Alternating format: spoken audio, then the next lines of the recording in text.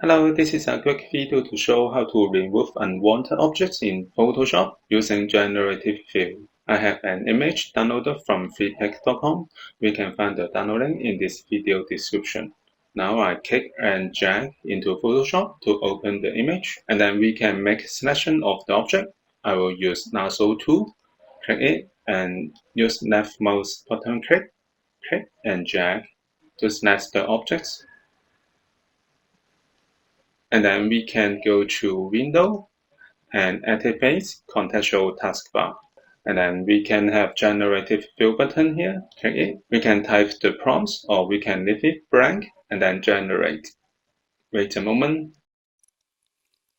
After generating, we can have three options: the first option, the second option, and the third option. If you want to have more options, we can generate once again. Moreover, we can go to the layer, see the before and after. This is how we can remove unwanted objects in Photoshop using Generative Fill. Thank you for watching this video. Hope this helped. Please subscribe this channel. More video will be shared with you.